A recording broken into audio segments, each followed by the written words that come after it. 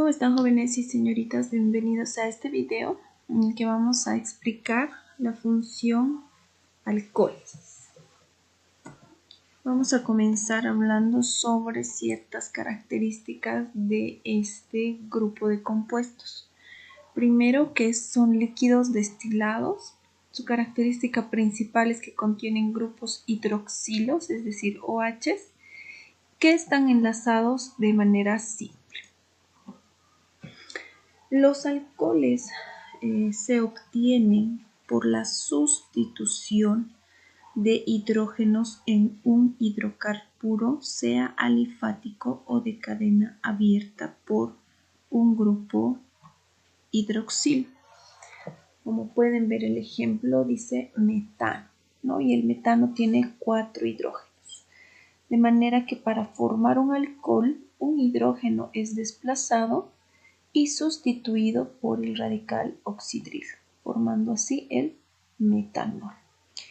Lo mismo en el ejemplo del etano y del benceno, ¿no? Un hidrógeno es reemplazado por el radical oxidrilo para formar alcoholes. La fórmula general de los alcoholes es carbono N, hidrógeno 2N más 1 y radical oxidrilo. Quiere decir que al final de toda la cadena vamos a situar al radical oxidrilo. El nombre dice etanol. Lo primero que hacemos es identificar el prefijo para anotar el número de carbonos que va a tener este compuesto, ¿no? Vamos a anotar carbono, hidrógeno y radical oxidrilo. El prefijo et significa 2 carbonos. Para el número de hidrógenos vamos a multiplicar 2 por n más 1, que sería 5. Y por último, el radical oxidrilo. Este sería el etanol. En la fórmula condensada global o general, se la llama de cualquiera de las 3 formas.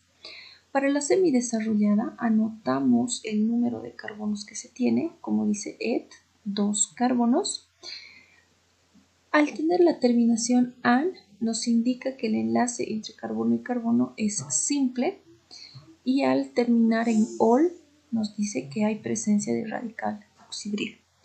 Una vez que anotamos todos estos elementos, completamos la tetravalencia del carbono. El primer carbono tiene un enlace, entonces le hacen falta 3 hidrógenos. El segundo carbono tiene 2 enlaces, le hacen falta 2 hidrógenos. Este es el etanol de forma semidesarrollada. ¿Cómo las vamos a nombrar? Según la UPAC, los alcoholes se nombran terminando el nombre del hidrocarburo en ol, ¿no? Y asimismo tenemos varias características y varios aspectos que tomar en cuenta. Por ejemplo, si el alcohol tiene 3 o más carbonos, se debe especificar la posición del radical oxidrilo, es decir, en qué carbono está el radical oxidrilo, pero preferentemente se puede colocar a los extremos. En alcoholes cíclicos, el carbono unido al radical oxidrilo siempre va a ser 1 al momento de enumerar la cadena de carbonos, y se nombra anteponiendo el prefijo del alcohol, el prefijo ciclo. Los alcoholes aromáticos se designan anteponiendo el nombre del benceno y el prefijo hidroxi, es decir, que en los aromáticos no va a tener la terminación ol, sino el radical oxidrilo va a estar siendo como sustituyente. Por lo tanto, al momento de nombrarlo se utiliza la palabra hidroxi. En compuestos ramificados o arborescentes, el nombre del alcohol deriva de la cadena más larga que contenga el grupo o la mayor cantidad de grupos hidroxilos. Al enumerar la cadena, debemos asignarle el número más bajo posible al carbono que está unido al radical. Alcoholes ramificados. Decimos 2-metil 1-propano, ¿no? Vamos a ubicar nuestra cadena de 3 carbonos. Y este 1 nos indica que el radical oxidrilo está situado en el carbono 1. La terminación -an nos indica que los enlaces entre carbono y carbono son simples. Y nos dice que en el carbono 2 tenemos un metil, ¿no? Este sería el carbono 1 por estar unido al radical. Por lo tanto, este sería el carbono 2 y de este o a este tenemos anexado el metil que tiene una cadena nada más. Una vez que completamos los carbonos y los enlaces, pues completamos la tetravalencia. Este va a tener 3 hidrógenos, solamente 1, 2 y 3. Tenemos una clasificación de los alcoholes según ciertas características. Según el grado de sustitución, se llama primario, dado que el radical oxidrilo está conectado a un solo carbono. O el carbono que tiene al radical está conectado a un carbono. Se llama secundario cuando el carbono que tiene conectado el radical está conectado a 2 carbonos. Y terciario cuando el carbono que lleva el radical pues tiene 3 carbonos a su alrededor. Según el grupo de números hidroxilos, se los clasifica en 2 grandes grupos, monoalcoholes y polialcoholes. Monoalcoholes cuando en la cadena de hidrocarburos tenemos la presencia de un solo grupo funcional o un solo grupo hidroxilo. Polialcoholes cuando tenemos más de un grupo radical en la cadena principal. La nomenclatura meta, orto y para dentro de lo que son los alcoholes se les asigna de acuerdo a ciertas reglas. Por ejemplo, para utilizar el prefijo orto necesitamos que haya sustituyentes en el carbono 1 y en el carbono 2, como es el ejemplo de acá, ¿no? En el carbono 1 tengo al radical y en el carbono 2 tengo al metil.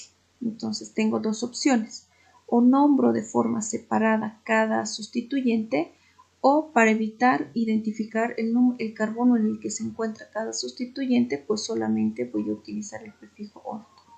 Para el prefijo meta debo tener sustituyentes en el carbono 1 y en el carbono 3 y para el prefijo para debe haber sustituyentes en el carbono 1 y en el carbono 4.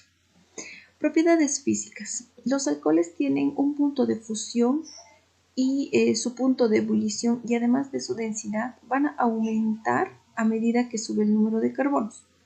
La densidad de los alcoholes siempre va a ser menor que el agua.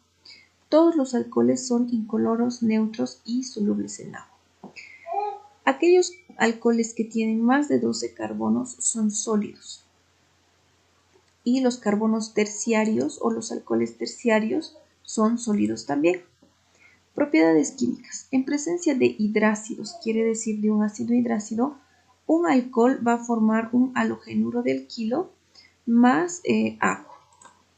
En presencia de catalizadores deshidratantes, quiere decir que vamos a usar un compuesto que nos ayude a acelerar la reacción. Cuando un alcohol reacciona por un catalizador cualquiera, vamos a obtener la formación de un éter más agua. Frentes reactivos oxidantes tenemos en los alcoholes primarios, cuando se oxidan, se van a transformar en aldehídos y luego en ácidos carboxílicos. Dentro de los alcoholes secundarios, al tener la presencia de la oxidación, vamos a dar origen a las cetonas y también va a haber desprendimiento de agua.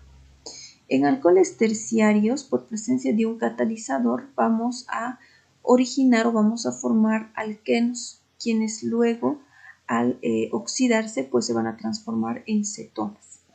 Y también vamos a tener la presencia de agua dentro de esta reacción, ¿no? Eso sería todo en cuanto a los alcoholes. Gracias.